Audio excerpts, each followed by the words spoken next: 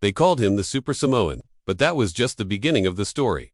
Mark Hunt wasn't built like your typical fighter. In a world of sculpted torsos and towering figures, Hunt looked almost out of place, short, thick-bodied, and without the aesthetic that usually turned heads at wins. But the moment the bell rang, everything changed. The man with the unbreakable chin and fists forged in fire transformed into a relentless executioner. Hunt didn't just fight, he punished, he hunted, and he made people believe in the terrifying poetry of raw power, timing, and a refusal to back down, no matter who stood across from him, born into hardship and violence. Mark Hunt was no stranger to pain. His upbringing in South Auckland, New Zealand, was riddled with fights and brushes with the law. But in those brawls, in that chaos, something primal emerged, an instinct to survive, and not just survive, but dominate. That spark carried him all the way to Japan, the land of the rising sun, where the spirit of Bushido met the fists of a Polynesian storm. In 2002, the K1 Arena, sacred battleground for the world's most feared strikers, set the stage for a showdown that would define Hunt's rise. His opponent, Toyoshi Nakasako, a Japanese heavyweight armed with the pride of a nation and the blood of samurai ancestors pulsing in his veins. This was more than a match. It was East versus South Pacific, a stoic warrior against a seemingly out-of-shape brawler. And in the first round, it looked like the script would follow expectations. Nakasako surged forward with confidence, controlling the pace, even knocking Hunt down at one point. The crowd roared. This was the moment they'd waited for, the humbling of the chubby outsider. Nakasako, brimming with overconfidence, began mocking his opponent in the ring. But in doing so, he woke something dangerous. Mark Hunt rose from the canvas like a man reborn, not with theatrics, but with a calm fury in his eyes. The mocking ended quickly. The fists of the Super Samoan began to fly, and Nakasako's head became the unfortunate recipient of Hunt's retribution. Every punch drilled into the Japanese fighter with the weight of Hunt's past, his pain, his pride. Nakasako stopped blocking, or perhaps, he couldn't, and when the final blow landed, it wasn't just a knockout. It was an execution. Nakasako crumpled to the canvas like a broken marionette, lifeless and humbled. But that was only the beginning. Next came one of the titans of kickboxing, Jerome Labana, the French skyscraper of muscle and menace, a man feared across the globe. Their first encounter was a brutal lesson for Hunt. Labana's experience and precision earned him the win by judges' decision. But defeat didn't break Mark Hunt, it molded him.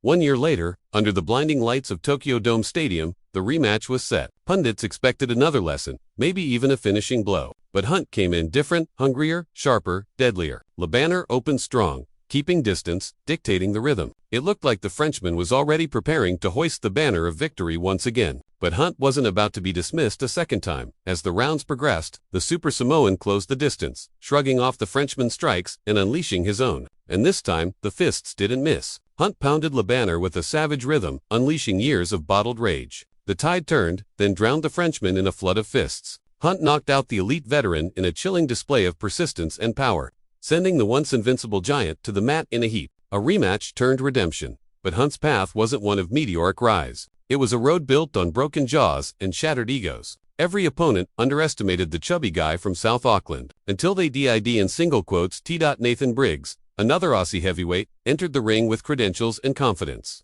But Hunt wasn't interested in backstories. As the bell rang, the friendly-looking Samoan transformed once again into a predator. In less time than it takes to boil a cup of tea, Briggs was folded in half by a crushing knee to the head, his consciousness ejected from the arena and into the realm of dreams. The referee didn't count. There was no need. The body told the story. Hunt's fists told the rest. And yet it was in the 2001 Oceania Grand Prix final where Hunt truly carved his name into the granite of fighting history. His opponent, Peter Graham, the Chief, a man who had never been knocked down. Graham walked to the ring like a champion, grinning, eyes gleaming, already celebrating a win that hadn't happened. What he didn't realize was that he was stepping into the center of a storm. Graham opened with calculated brutality, punishing Hunt's legs, testing his patience. But Mark didn't flinch. He waited, and then, with the timing of a sniper, he unleashed a right hand from hell. The uppercut crashed into Graham's chin with the force of a freight train. His body collapsed, slack and lifeless, as though his soul had been snatched away mid one punch. One violent punctuation mark in a story that would define Mark Hunt as Oceania's most dangerous man. From there, the march continued. More legends, more victims. Hiromi Yamada, another warrior from Japan, had been on a tear, knocking out fighters, including the notorious Butterbean.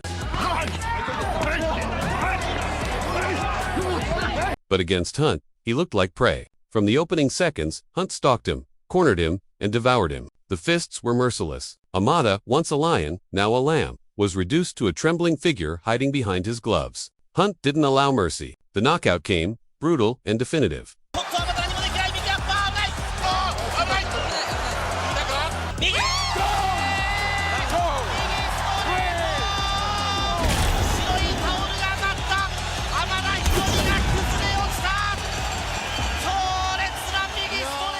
Then came Stefan Lakotha, German knockout artist, a two-time K1 Grand Prix champion. This wasn't just another fight. This was a clash of titans. In the opening round, Hunt surged forward, putting the pressure on Liko, punishing him from all angles. But in the second half, Liko fought back, tapping into his reserves and landing with precision. For a moment, it looked like the tide could shift. But Hunt, as always, turned anger into action. He stepped in, read the rhythm, and then delivered the kiss of death, a right hand so fast, so pure, that time seemed to slow. Liko collapsed, another name scratched off the list.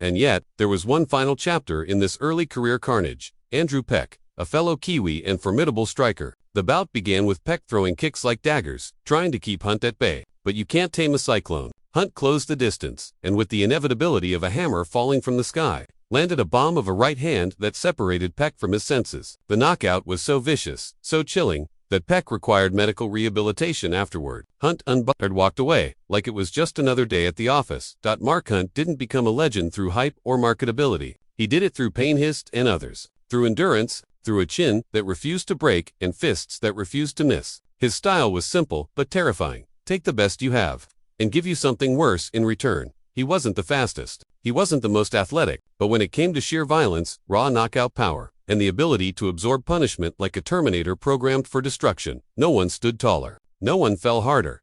Throughout his career, Hunt battled not just opponents, but a combat sports industry that often treated him as disposable, a gatekeeper, a novelty act. But fans knew better. They saw a man who fought with every ounce of his being, who never backed down, who turned knockouts into art.